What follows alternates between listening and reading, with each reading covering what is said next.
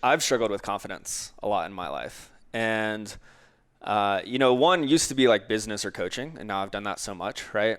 And then within business, it shifted, I know, with like sales calls. Initially, having a higher ticket offer, like charging more for things and getting on the call. And then when it came to like talk about the money, lacking confidence. And I realized it was because I was attached to the outcome. Like I wanted the client, I wanted the money. And then once I started doing this for a while, which Matt, you know this because I've told, I share a lot with you, I started getting some clients who were not ideal clients. And I actually didn't enjoy working with them, even though I got their money. And then once it shifted to like, no, I want this to be the right fit for both of us. I want to help someone, and I want to make sure like the money is not more important than having somebody I also enjoy working with. And then I relaxed and I wasn't attached to the outcome. And then another one would be relationships, girls, right? And that really goes back to the rejection, right? Like you're interested in someone, you're putting yourself out there, you're vulnerable. And I would say like, it's funny because I think about Taylor, 10 years ago in college. Never would have asked a girl out if I didn't think she was also interested in me, right? I had to have that kind of confirmation. And months back, I asked a girl out and it was a maybe, which turned into a no. And part of the difference is I wasn't attached to the outcome, right? Whereas like maybe in college, it was like this codependence of like, I needed this relationship to work out for my life to be okay. Yeah. So you could, put that in any area of your life, right? Do you need to get the promotion and then that provides value to your life? Do you need to get the girl and then that, changes your identity? Do you need to make the football team and that is your identity, right? But when it's just a piece of your life, all of a sudden you can show up with confidence. And if you show up with confidence, it's more likely that you're going to get the promotion, the girl's going to be into you, you're going to, perform better. Welcome to Modern Happiness, where we believe happiness is a choice. Our goal is to share how we and our high-performing guests choose happiness, covering topics such as fitness, mindset, relationships, business, and much more in today's world. Here are your hosts, Matt Michalek and Taylor Sleaford. Welcome back, guys, to Modern Happiness. Welcome back, guys, to Modern Happiness. Welcome back to Modern Happiness. You are here with us, Taylor and I. What's up, guys? It is Matt and I today doing a little podcast. The two of us, we got a great topic for you. But to start off with, we just did a little 3-minute meditation with Deepak Chopra. Oh, man. Which was incredible. I just want to tell you about it because this may have, soft talk acknowledged, been one of my favorite meditations I've ever done. He started walking us through. I just Googled short meditation with Deepak because he's my guy. Yeah, he's our guy. Yeah. Jinx Yomina, he's our guy. You got it. And he started off, focus on the breath, typical things. And then he's like, all right, invite all of your stresses and worries in your life, everything you got to do, deadlines, etc. And so I started thinking about all the things I have to do. And he's like, okay, now think back to a memory from childhood.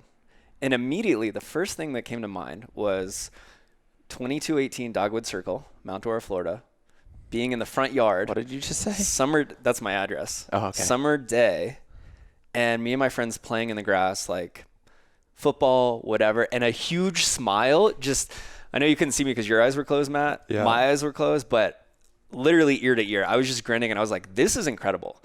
And the reason I want to bring this up is like, it just brought me so much joy. And it's just so funny how seconds before that, I was like, and I kind of was feeling that this morning. I got a lot to do, got a busy week. I just signed up for a new coaching program, which we'll probably talk about a little bit. And I was like, okay, a lot of things. And then immediately I had that memory and life is so good. Dude, life is so good. Oh my God. As Taylor was saying that, we didn't even talk about this before. We just meditated and jumped right on the podcast, and I high-fived him because, yes, Deepak invited all the stresses in. I'm like, why are you doing this to me, Deepak? Like, I don't want to do this. And I'm going away this weekend for a long weekend. And I'm like, I got to get all this shit done today before I leave tomorrow, which is Friday. And yes, and then immediately he goes, think back to your childhood. And I immediately think of 152 Weed Street, New Canaan, Connecticut, in the backyard playing, we didn't play wiffle ball, we played like kind of stick ball essentially.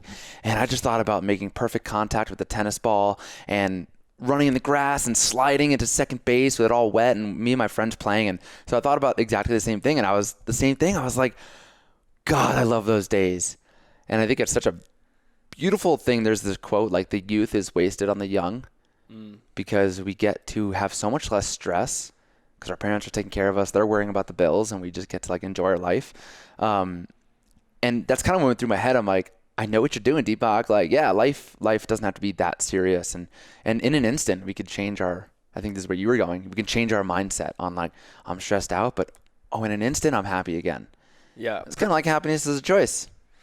It very much is. It's perspective, it's gratitude. And it's just funny. As soon as I thought about, that's what went through my head. I thought about that moment. I was like, man, that was just so much joy and fun and in the present. And then I briefly went back to some of the stressors or like things I'm uncertain about in my life. And I was like, it's all going to be okay. Yeah. And so anyways, guys, just wanted to share that with you. Go check out Deepak if you haven't yet. Deepak's the man. Okay, Matt, so quick update. How's triathlon training going? Oh my God. Dude, I'm getting obsessed with it. I haven't CrossFitted in over a week. I haven't lifted any weights because even yesterday I was like, I met up with a new friend, and I was like, after that, I'll be near the gym, so I'll go to the gym. And it was deadlifting and clean and jerk, and I've been really loving that, just lifting some heavy weight. And I left that meeting, and I was like, it's a beautiful day, and I'm like, why don't I go for a bike ride and a run? Do a little brick training, which for those of you who don't know, the brick training is, if any CrossFitters out there, if you've ever done Murph, and you do your 300 squats, and then you got to go run that final mile, your legs feel like brick. It's essentially, in the triathlon, you get off the bike, and then you got to go run, and your legs are just, burning from the bike ride, and now they just feel like bricks. So kind of training that modality. And I was like, oh, why don't I do some of that? And you guys are training this weekend with the squad, and I'm not going to be here. So I'm like, let me get that in. And I'm just loving it so much. We talked about this on the triathlon episode where we dove deeper into it, but I haven't had something to train for, like physically, in so freaking long. I have goals for my business and all this, working on the mental game and whatnot and my inner work. But I've never I just do fitness to stay in shape and to look good. I've never had something to really train for, and I'm falling obsessed with it. And I know I just kind of went down a little bit more than you asked for, but it's going so well, dude. I loved it. I biked 17 miles. I did an hour. I biked 17 miles or 18 miles or whatever. Then ran a 5K in about an 8-minute pace. And that felt good. It was tough, but it felt good. And swimming the other day was like, swam a freaking mile. And I finally have learned how to not be such a spaz, and I'm able to slow down. It's like I have one pace, and it's flailing my arms and going as fast as I can, which is like ruins my breath. And I finally figured out last time I swam, which was by myself, how to slow down. And I'm like, oh, this is how you swim longer distance without like gasping for air. And I'm like, okay, I'm getting there. I'm learning. And that was my 5th time swimming. I'm loving it. How about you, Taylor? Yeah, it's going really, really well. It's funny. I've really shifted my focus, more to that. I'm still doing CrossFit. I believe that's important. I program for the gym, CrossFit Omnia, that I'm at. So I'm going to keep doing the class WODs. But like the other day I went in and I just did the class workout. And I haven't done that. I'm always doing a little extra. Like I like training. I like working on my weaknesses. And I just did one class and I was like, wow, maybe I've competed in CrossFit, like not at a very high level, but local comps, things like that. And I like doing that, pushing myself out of my comfort zone. But I'm like, maybe it's time to move on to, it's just a class WOD. Like, I don't think I'll ever stop CrossFit fully. Mm-hmm. And then just do some other things. And like, I'm having so much fun because of the community. Like, yeah. we're getting together, so far this week, Maddie and I went and did a swim together. We went and did a track workout. This weekend, a bunch of us are going to do a brick workout. And I just love having a group to train with. Like, I haven't had this since like high school sports. And it's fun having that group, and it's new and exciting. We have this group text. And the other side is I'm getting way more competitive. Like at first, when I signed up, I was like, I just want to complete this. Like I actually was like, I'm going to see how little training I can do, like keep doing CrossFit. And now we have this group text, and it's like, Erin's out of town in Clemson, South Carolina. And so she posts about like, oh, I was at the pool with grandma and like running and at the lake. And then, Billy is like ran, I think 5 miles or something the other day. And every time I get texts, I'm like, oh man, I should probably go do something else. Probably go do something else. Dude, that was why I didn't go to the gym. Like if I go to the gym, it's going to take up X amount of time. And it's like, well, biking takes a while. Like I biked an hour and then I ran 30 minutes. I'm like, that's 90 minutes. I can't also go to the gym. And I'm like, my priority right now is crushing this triathlon. Yeah. And yeah, seeing you guys in the text like, oh, you did this track workout with Maddie. And I'm like, motherfuckers. I'm like, oh, I got to get some more running in. Yeah, I love it. So super fun. We'll keep you posted with how it's going. That's the quote unquote quick update. Taylor, I got a question for you before we get into our main topic, which is confidence, as you guys have seen in the title already. Before we dive into that, I'm just curious, a life update. Is there anything you've been struggling with or learning the past week or two that you would care to share? Yeah, I would say it's not so much a specific thing that I'm learning. However, I mentioned at the beginning, I just signed up for a new coaching program, a leadership program. It's 12 weeks. It's called the Uncivilized Leadership Crucible, being led by Traver Boehm, who we had previously on the podcast.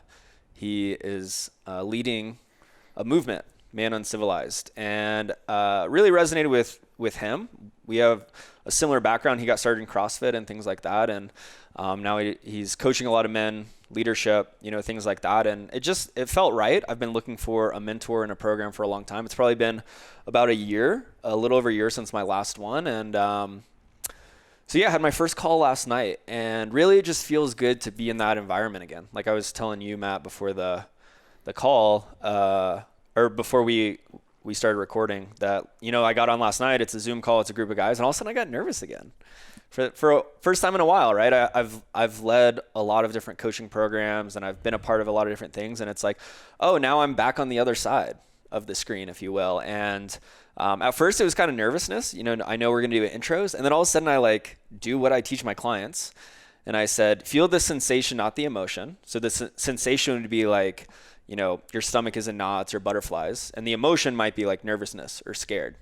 And I just felt that, and then I smiled, and I was like, oh no, you got this. And then it turned into excitement. So it's just cool to be on that end. I think that everyone needs coaches and needs to learn. And so, I'm just taking it with an open mind. And, this season of my life, some things have worked out where I have a little more space in my schedule this summer. So it's cool to be learning from other people and growing and, back in that student white belt mentality. I love that. Never stop learning.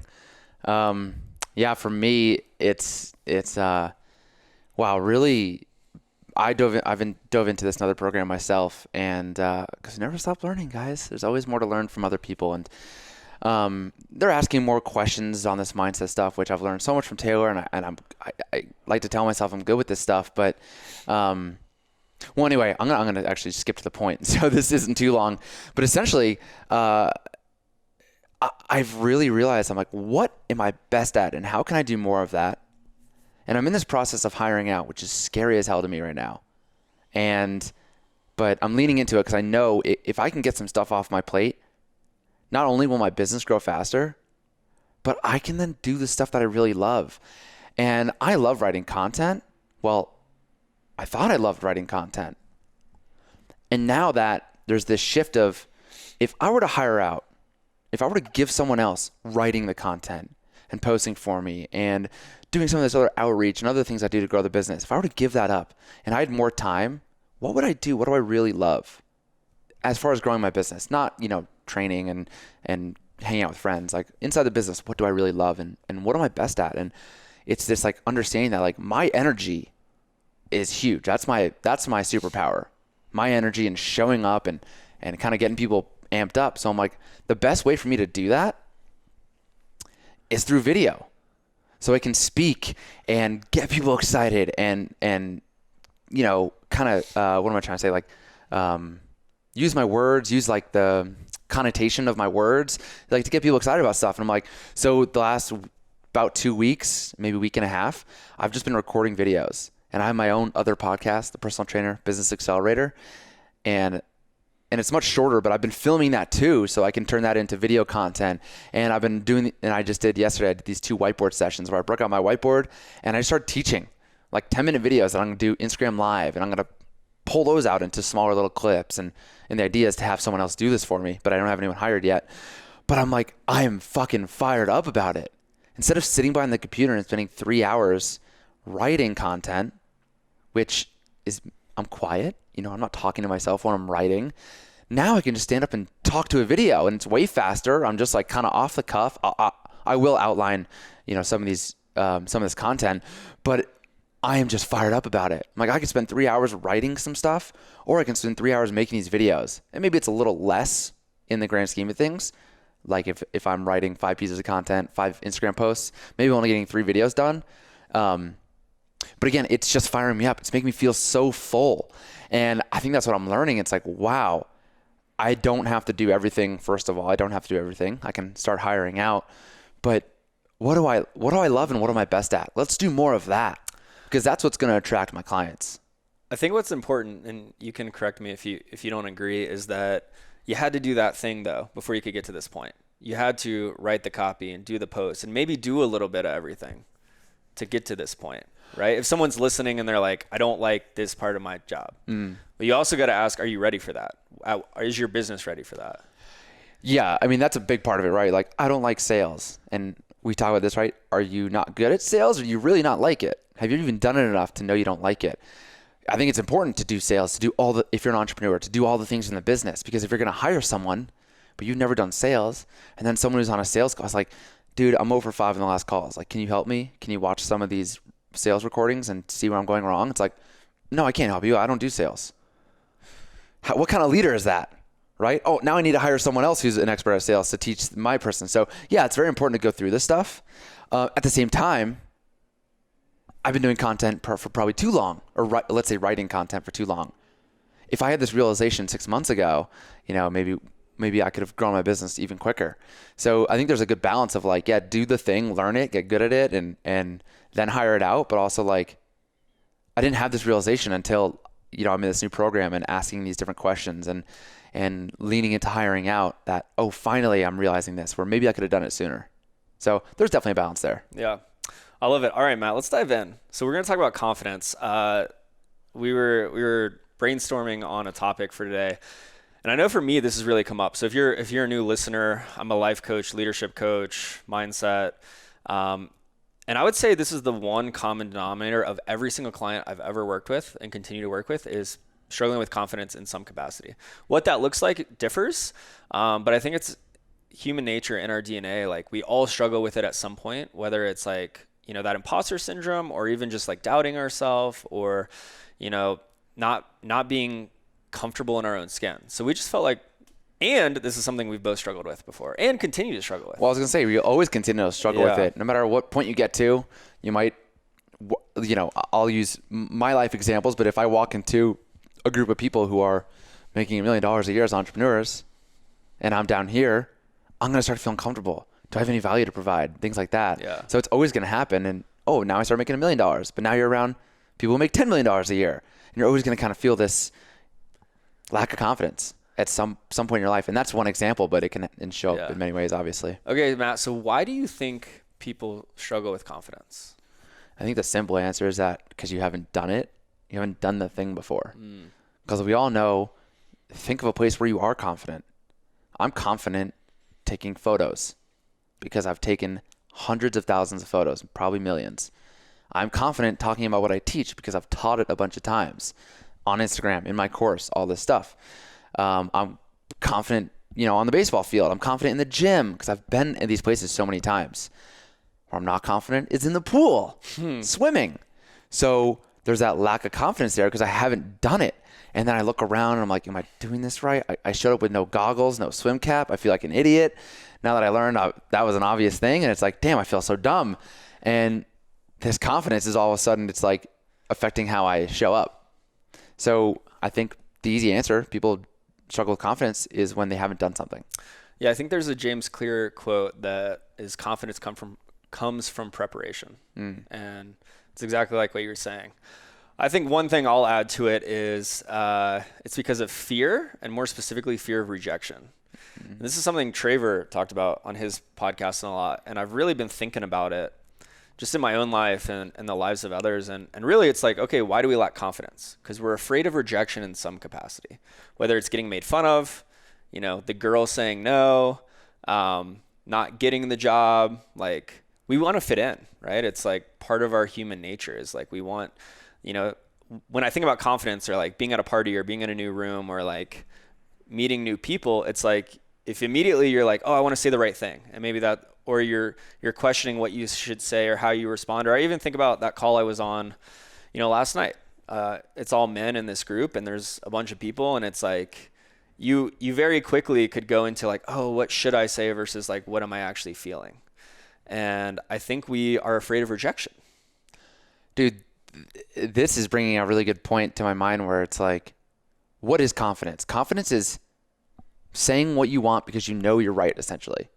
Right? I'm going to come in here and I'm super confident to tell you that, no, you shouldn't do this. You should be doing this. Or like, this is how I've done things and it's worked really well for me. And where you lack the confidence is, like you said, when you're afraid of saying the wrong thing or being rejected. And I think that's where that comes in those new situations. But when you were talking, I was kind of thinking like, when have I lacked confidence? I've been afraid. And it's like, I actually have something good to say, but I'm afraid that maybe someone else has said it, or maybe I don't have as much experience, so they probably know it better than I do. It's like, no, dude, you know it. Yeah. So just fucking say it. But I'm afraid of being like, looking like an idiot, essentially. And I think a little bit of it too, to add on to what you're saying, is maybe a lack of belief in yourself, right? Which goes back to what you said earlier, like preparation. Like if you've done the thing, if you've coached something 1,000 hours, you know that it's the right thing. So it's easy to do that. Wait, now here's the thing. Because now that I'm thinking about this and we're talking about it, I'm in this group and it's very big on making connections inside the group. There's 99 other people in the group. And like I can teach niching down and marketing and sales and things like that. And part of it's like give so then you can receive in the group. It's a lot of teaching everyone else what you've learned. And I'm like, I could help people with niching down, but for some reason I'm like afraid because there are these other people in there who also do it and also have bigger businesses than me. So now I'm afraid again. Yeah, which comes back to the rejection. Yeah. Right? And then also, I think part of it is not just that like you believe that you're right, but you're okay with whatever the outcome is. Right? So it's, I think that's the getting over it part. Yeah, but if you're confident in yourself, and part of that is like if you're attached to the outcome, right? That's where you could potentially lack confidence. So if it's your why, like why are you trying to provide value because you want to help people, or are you trying to say the right thing so that you sound smart? Okay, that's perfect. And this is what I talk about to my clients where,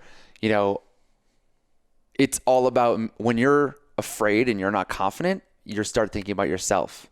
And this is exactly what I'm doing, right? I'm in this group. I want to teach some people niching down. I know a bunch of people in this group are struggling with that. And instead of doing that, all I'm thinking is, well, there are these other high-level people, and if they watch my little webinar or whatever on niching down, they're going to be like, Matt's stupid. And now I'm thinking about me. And if we switch it, instead if I'm thinking about, but I have people I can help. And even if my information's not as good as someone else's, even if that's the case, my information is good enough to help those people who need help. So when we start thinking about who can I help? Who is this going to help? How can I serve? That's when you're able to let go of that fear of being judged and not being accepted, and instead focusing on the people that I can help. There are people I can help. So let's think about those people. Even if I help one person, this is a success. Yeah. So I have two really good examples of where I've struggled with confidence a lot in my life. And, one used to be like business or coaching, and now I've done that so much, right? And then within business, it shifted, I know, with like sales calls. Initially, having a higher ticket offer, like charging more for things and getting on the call. And then when it came to like talk about the money, lacking confidence. And I realized it was because I was attached to the outcome. Like I wanted the client, I wanted the money. And then once I started doing this for a while, which Matt, you know this, because I've told, I share a lot with you, I started getting some clients who were not ideal clients. And I actually didn't enjoy working with them, even though I got their money. And then once it shifted to like, no, I want this to be the right fit for both of us. I want to help someone, and I want to make sure like the money is not more important than having somebody I also enjoy working with. And then I relaxed and I wasn't attached to the outcome. And then another one would be relationships, girls, right? And that really goes back to the rejection, right? Like you're interested in someone, you're putting yourself out there, you're vulnerable. And I would say like, it's funny because I think about Taylor, I don't know, 10 years ago in college. Never would have asked a girl out if I didn't think she was also interested in me, right? I had to have that kind of confirmation. And months back, I asked a girl out and it was a maybe, which turned into a no. And part of the difference is I wasn't attached to the outcome, right? Whereas like maybe in college, it was like this codependence of like, I needed this relationship to work out for my life to be okay. Yeah. So you could, put that in any area of your life, right? Do you need to get the promotion and then that provides value to your life? Do you need to get the girl and then that, changes your identity? Do you need to make the football team and that is your identity, right? But when it's just a piece of your life, all of a sudden you can show up with confidence. And if you show up with confidence, it's more likely that you're going to get the promotion, the girl's going to be into you, you're going to, perform better. Yeah. So yeah, it's like, how do we do this? Because it's exactly that, right? I remember when we went golfing last summer and the cart girl was really cute. And I've been talking about this recently, but I'm like, the pain of, you guys are like, go ask her out. It's getting dark and she's cleaning up her car. She's cleaning up like the ice in the cart. And I'm like, yeah, well, two things. I'm like, first of all, if she says no, it doesn't matter. That's not a reflection of me. That's a reflection of her. Maybe she's not in the right place. She doesn't find me attractive. That's okay. There are plenty of people who do. Yeah, and it's not personal. It's not personal, exactly. And the second thing is that I would have been way more pissed, way more upset with myself if we went out to dinner and got drinks. And I'm like, damn it, guys, like I should have just done it. Like, I don't want to have that feeling. We talked about this way back, I think in the Failure podcast or whatever, like one of the very first episodes when I went up on stage in Boston and played guitar. I don't want to be sitting later that night or the next day being like, damn it, I should have just, done that thing. I would so much rather just ask. And then if I get the no, I think this is the important part. What happens then? Are you dependent on that yes? Because for me, and I've come a long way through this stuff, that I am not dependent on that yes or no. I can go home knowing that I am good with myself, that if I get rejected by a girl, it's all good. There are plenty of other girls. Again, it's not personal. It's not a reflection of me. It's just, I'm not her type. Like, I shouldn't be everyone's type. Nobody likes this. Yeah. Not everyone likes this long hair, white boy look. And I love what you said. I think that is really important. Where is it dependent? So ultimately, the first step is an awareness, right? If you are lacking confidence in some area of your life, you need to do some digging. Why? Why are you lacking confidence? And it's likely because you're dependent on that to make you feel better or make you feel complete or fulfilled or happy. And so maybe it's looking at other areas of your life, right? If it's in relationships, it's like, okay, what's your business like? What is your friends like? What is your health like, right? And if those other areas aren't doing well, maybe that's where you should spend more time. Start meditating, start journaling. Like if the people around you are negative and bringing you down, find some new people, right? Because you are looking for a potential relationship to shift all of that, or maybe a potential job or how much money you're making. This is precisely what Trevor talked about on his podcast. Is that episode 23? He's like, you got this big pie chart. And if your pie chart is like 10% this one thing and 90%, I need my partner to like say yes when I have sex, or I need this validation from my partner, then you're really codependent. You're not independent. And if your pie chart is filled up with, I have my workouts, I have my friend, I have my business, I can go outside and what Trevor said, like shoot, my bow and do some archery, or, for us, bike, swim, run, I could do any of those things, go to CrossFit. I have my friends, I have all these other things. So when I get a no here, I have all these other things that this is me, this is who I am. And I don't need this yes or this thing to validate me. And if we're going back to confidence, that's what's stopping us from being confident, because it's just that direct correlation of you have no confidence because you're afraid. You're afraid of being accepted. Is there ever a confidence issue, Taylor? Let me ask you. I'm just so curious now that we're talking about this. Like, you ever have a confidence issue by yourself? Elaborate. What do you mean? Yeah, I'm trying to think about this live on camera, but it's like if you're completely alone, no one's around. Like, are you worried about looking stupid? You're like, I'm going to put my favorite song on, close all the shades, and just dance. Oh, no, not Are at you all. worried about being a confident dancer? No way. It's related to somebody else. It's always someone else. I think so, because I'm not a dancer at all, but man, if something goes well, if I have a killer, phone call with a client, I will just, blast some Mac Miller and go wild. Yeah. And probably look silly, but I don't care, right? But the moments where like, it really, for me, comes a lot to that fear of rejection, right? And like, because if I use that same example, if it's like dancing out at a bar or something, and there's pretty girls who I'm trying to impress, like all of a sudden, I like get in my head. Yeah. And how do I get out of my head? Not caring. And that's why I like think about, you're with your best friends and you're just goofing off, and it's like, you can be the silliest version of yourself, But I think that, and that's why like confidence is so important, right? Because it's ultimately you about just being yourself. And this is why we want to talk about this. Like this comes up a lot with clients, and really what I help clients do is become the best version of themselves, right?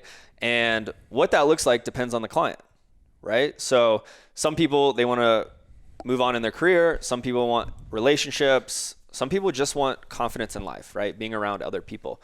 And the thing is, if you show up the best version of yourself, you're more likely to reach any and every goal, right? Because you're going to be energized. You're going to be more fulfilled. You're going to be happier. And people are going to want to be around you, right? It's polarizing. Like confidence is attractive, right? And again, that confidence is different than arrogance. But like someone who believes in themselves is attractive, And if you think about anyone in your life, who you love spending time with. Like if you have a group of friends and you're like, oh yes, Mike's going to be at that party, sick. Mike is always a good time. And then all of a sudden, or it's like, oh, Mike's not going to be there. It might not be as good. It's like, okay, what makes Mike different? It's likely because he's just himself and he's fun and he's, intentional. And that's why confidence is so important. That's why we want to talk about this, because when you can just step into, yourself and relaxing and being comfortable in your own skin, it's so powerful because you're going to show up with more energy, right? If you show up to a job interview, like people are going to want to work with you. People are going to want to be around with you. People are going to want to hang out with you. Mm-hmm. So, Taylor, how have you become more confident? This is a great question.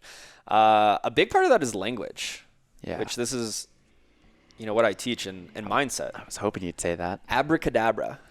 With my word I create. I cast spells, right? So a big one is mantras. And then, I'll stick with mantras. So a mantra, the way that I use a mantra is an I am statement that is supporting you in your goals, or essentially what we call identity shaping, right? And it's like, if you're someone, there's this example that I really like, I've been using a lot lately, but if you're working in middle management in like a corporate job, and one day you want to be a CEO, while you're in middle management, you got to do CEO shit. You got to do high level stuff. You got to walk with a little swag. You got to like do the extra work. You got to come to the table with big ideas. You don't wait till you're the CEO to start acting like the CEO, right?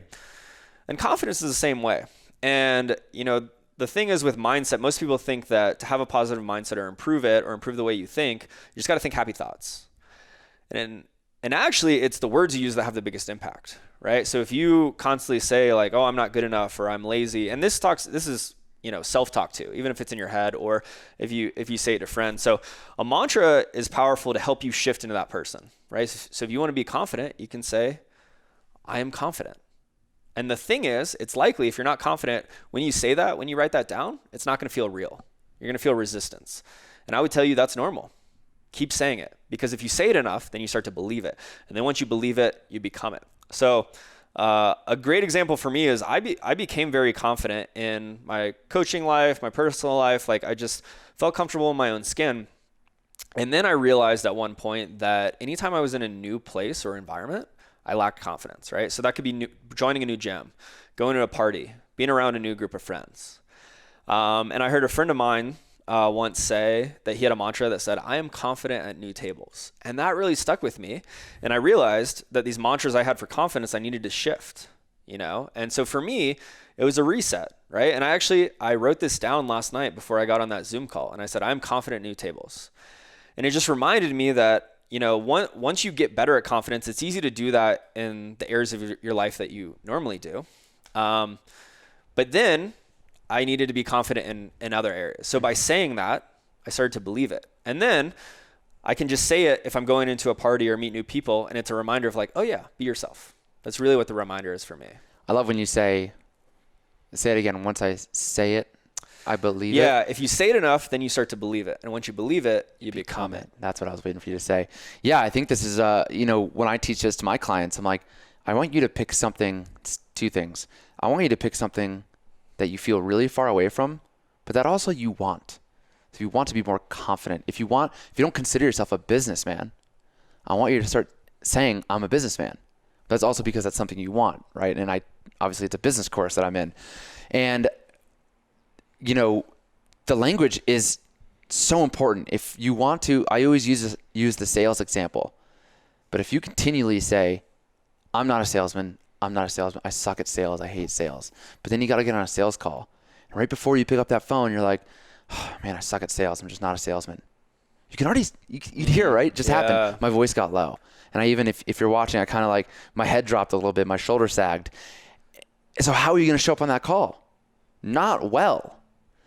And yes, we can do the things, but if you just keep doing sales calls, but you keep saying, I'm not good at sales, it's going to be slow. You'll probably get better, but it's going to be slow progress. But instead, if you were like, I am an excellent salesman, I'm so good at sales. And look, you can already hear it now, right? All right, my voice is getting higher and more excited. And I even pump my chest out a little bit. I'm like, I'm so good at sales.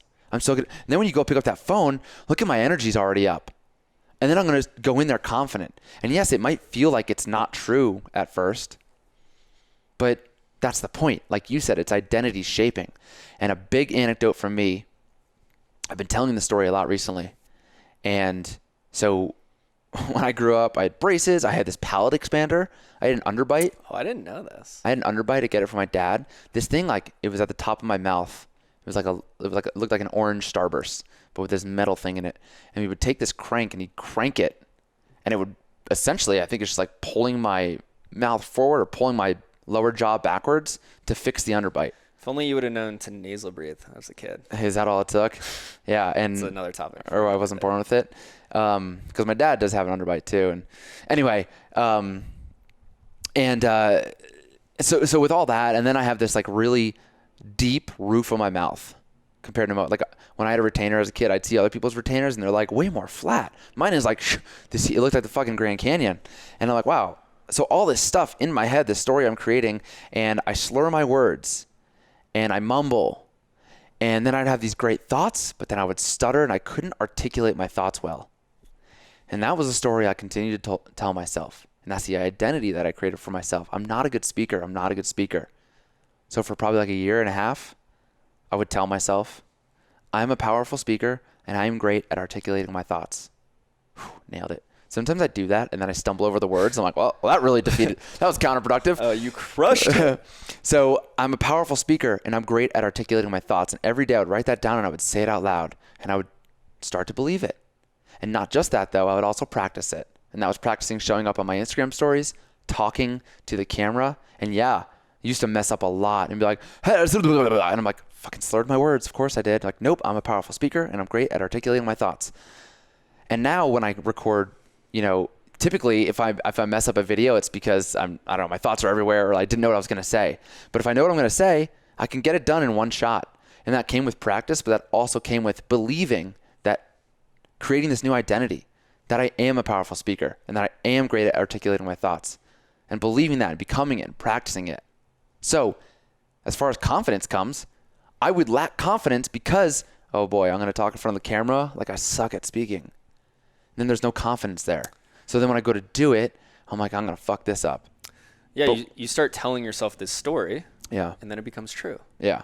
And the thing is, you have the power to write a new story. I have a question for you.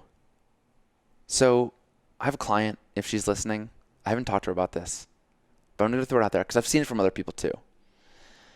And yes, I know, okay, so ADHD, I know it's a medical condition, like it's legit, but there are all these people, and it's any other condition you might have, and even injuries, right? I have a bad knee, but I have ADHD, so I have trouble focusing. You continue to tell yourself that because now you're validated. And I think this is a guest that we want to have on who struggled with PTSD. And he's like, I didn't know what was wrong with me. And then I got diagnosed as PTSD, anxiety and depression. It's like, now I have this label. And it's almost like this excuse. Like, yes, it's a medical disorder. Yeah. But now it's almost this excuse You that adopt that as your identity. this is who I am. Yeah. And I'm curious your opinion on how dangerous can that be to limiting yourself, having less confidence, to be like, I have ADHD. Yeah, I'm not good at listening. So that makes me not a good coach. And sorry, I'm distracted. Yeah. I won't talk on ADHD because I'm not a medical professional and, I don't have that. But I think it really applies to anything that I remember coaching at a previous CrossFit gym and there's people with asthma.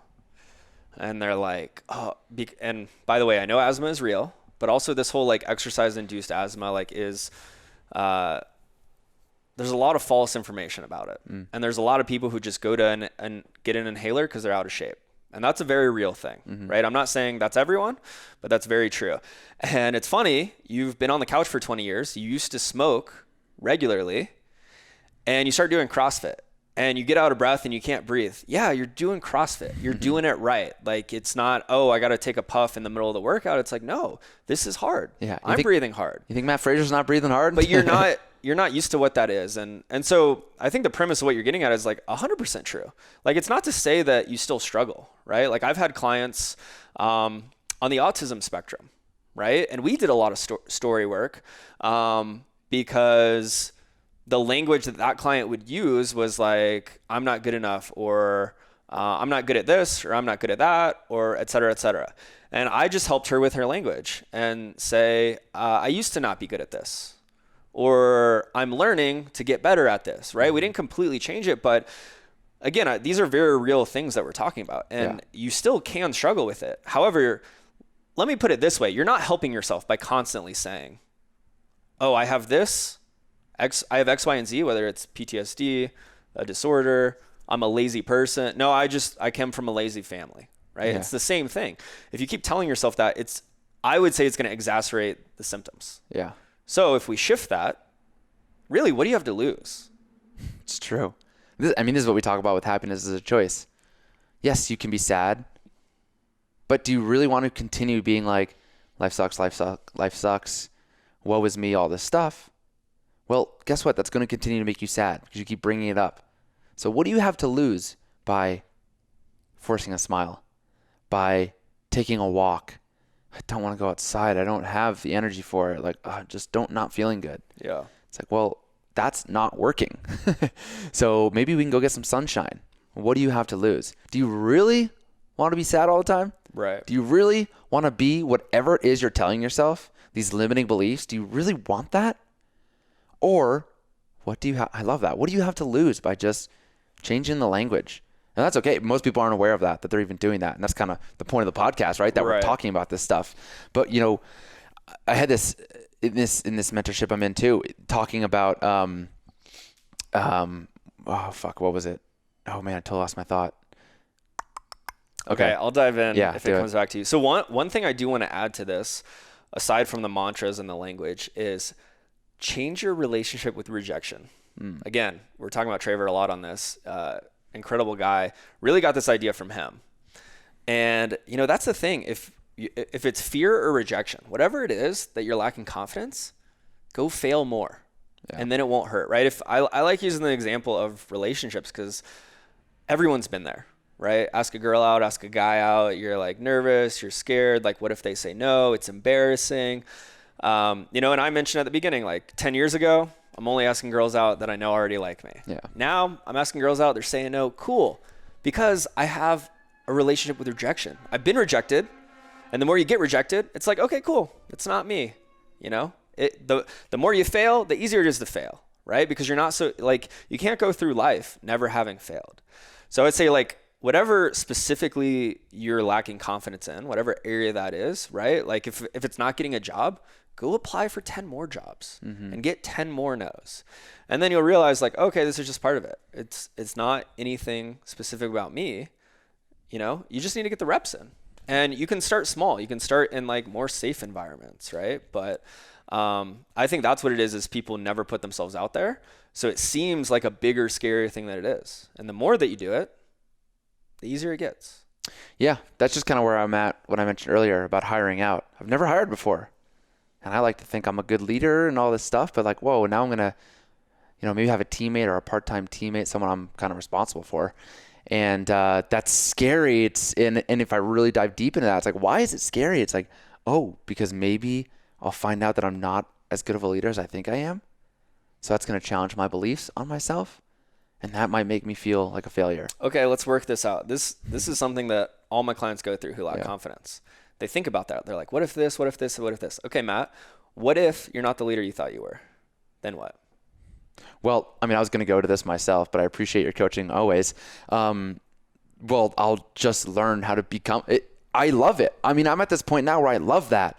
If you can expose some flaws that I was unaware of, and now I can work on that and become better at it, then fuck yeah, let's do it. Good. I've never had an employee, so I'm not expected to know how to have an employee, or even if it's part-time or whatever, a virtual assistant, whatever I end up hiring. So awesome. Great opportunity to learn. I will learn how to become a better leader. And I knew that was going to be your answer. Even though that thought is going through your head, it's like, oh, cool. Like, this is something I was not aware of. It'll bring awareness to, oh, now I can get better at this. So again, everything that we talk about, episode 1, happiness is a choice. It's about mindset, right? So even if there is something you're worried about, it's like, okay, you can learn something from it. You can either choose to like take that information and better yourself and better your life, or just be sad forever. You are in complete control. This is what I was going to say before. If you where are you not taking responsibility? And if you're like, I'm totally responsible. Everything that happens to me, like, I know I take part in it. It's like, no one is 100% feeling responsible. So you can look at this another way. What are you complaining about? And, I'll just openly say it. Like, my roommate comes and he's like, oh, keep drinking. Like, I gotta fix myself. I need to do better. Then he drinks again. Then complains to me in the kitchen. Wants to have these conversations about it. And I'm fucking sick of it. And I complain about it all the time. That is me not taking responsibility. I should have the conversation with him and be like, hey, listen, I don't want to have these conversations with you anymore. If you're not going to change the way you're acting, then I don't want to talk about this anymore. But I'm not taking responsibility. And see, so that's a choice. And now maybe you're thinking, well, yeah, Matt. Well, what about a time when someone rear ends me in the car? That's not my fault. I was driving. They hit me. They were texting and driving. What a douche. Screw them. How could I possibly be responsible for that? But when you start to look at these things differently, well, maybe you could have left a bit earlier. Maybe you drove through that yellow light that put you in that exact moment where that car was behind you. You chose to drive in the left lane. You could have stayed in the right lane. You could have taken an Uber to work. All these things, right? I'm going to work. There's always traffic, and I end up being late, or I'm not really sure how much traffic there's going to be. How can I fix traffic? I leave at 5 and I leave an hour early and I get there. It's like, you could leave even an hour earlier than that and completely avoid the traffic and go to a coffee shop next to your office and do work there before work starts, or scroll on Instagram. We're all doing that, right? Scroll on Instagram there instead of at home. There's always a way to take responsibility. And when you start to do that and start taking that ownership, I don't even know how we got here. But if you start taking that ownership, and it's just that mindset where it's like, I am in control of everything in life. And that's how you respond to stuff and how you're showing up or not showing up. I think that's if we lead it back into confidence, you are in control. And if you start to have that awareness, where am I not taking responsibility? Where am I stopping myself because I'm lacking confidence? And why is that? And asking yourself those questions like I did. Why am I so afraid to hire out? Because I might get exposed as not a good leader as I thought I was. Oh, cool. Now that I'm aware of that, I'm ready to dive in, because now I know that might happen. And if that happens, well, all I'm going to do is just take ownership and learn to be a better leader. Love it. Did I fully circle that back into? Yeah. So, I really just have some final thoughts on that. If you're listening, one, if you're struggling with confidence, welcome to the club. Mm-hmm. We all do, myself included. I know I will in the future. So I'd say it's normal and it's not anything wrong with you. And then number 2 is like, you can do something today to improve that. And the simple ways are changing your perspective, getting the reps in, putting yourself out there more, failing more, getting rejected. And then looking inward as to like, what is the bigger thing of why you're lacking confidence in one area? And what can you do to improve that? Taylor, how will you improve your confidence today? Ooh. Yeah, it's really what I just said. Anytime I find myself lacking confidence, so one thing specific. Give me something specific. I